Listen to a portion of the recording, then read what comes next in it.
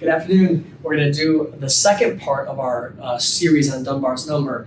Remember, we're under this umbrella of complexity theory, but specifically on Dunbar's Number. Last time we talked about that number being 150. And Robin Dunbar kind of did this study on primates and the size of the neocortex, came up with this number, and then tested it with a bunch of different tests. One being how many Christmas cards people sent out on average, 153.8. The size of Neolithic farms turned out to be roughly 148. We kind of bounce around this number all throughout human history. So there must be something to it. And again, this is one of those emergent qualities. You wouldn't guess that from watching the interactions of 2 people, or 5 people, or 10 people. But you hit 150, things change. This emergent quality happens. So 5 intimate relationships, 5 direct contacts that are very close to us, we can share a lot of ideas with. 15 that we care about, that we can share most ideas with. And 50 that are acquaintances that we would have dinner with, but maybe not in constant contact or not more regular contact. And 150 that involves a community. So how do we apply that in business? Well, I always say, look, businesses have mission statements that don't translate very well down into the employee base, right? It's great for the executives to think of this mission statement and maybe the VPs, but down to the employee base, it's just too ethereal. Procedures are necessary, but getting those procedures to align with mission statement is difficult because there's a huge gap in between. How do you address the things that are not procedural, but below mission statement? How does the company handle these? Well, most people would say they handle it with rules, right? But rules are really the only way to do it when you get over 150 people. At less than 150 people, you do it with true culture. What I mean by true culture is the culture is the people. They embody the culture. Rule-based culture isn't culture. It's just a series of rules that I have to follow.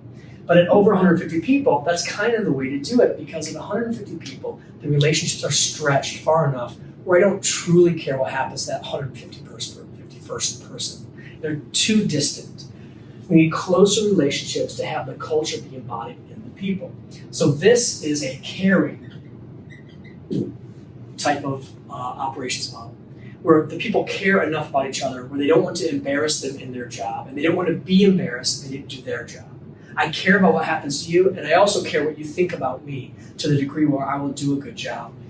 There's a group called W. Gord Associates, developed Gore-Tex. They talk about this in Tipping Point with Malcolm Gladwell, that this company literally uses Dunbar's Number. Now, they didn't know it was called Dunbar's Number, but over time what they found was that quality, efficiency, productivity all dropped off at about 150 people. So what they did is they just built 150 parking lots in their factories. And they would vertically integrate these factories from sales all the way through to deliverables, R&D, and they would take these factories and put 150 parking lots at the factory. Once the parking lots were full, they'd build a new factory right next door. If you have to walk across the lot to get to the other factory, you might as well drive 5 miles. It just doesn't happen. People stay where they are. So that physical closeness of 150 people creates an integrated team that can leverage transactional knowledge. Transactional knowledge is very important to the concept of Dunbar's Number. Information is stored not just in our minds, but also in other people's minds. So if I don't have to remember the chemistry in a particular formulation, I know that our chemist has that formulation in his mind, then I can go on and do what I'm best at and work on finance or some other aspect of the business. But when I do need that chemistry, I know exactly who to talk to. With 3,000 employees, I don't know who to talk to, and it's too much effort to figure it out. But with 100 employees, I know exactly who shares that transactional knowledge with me.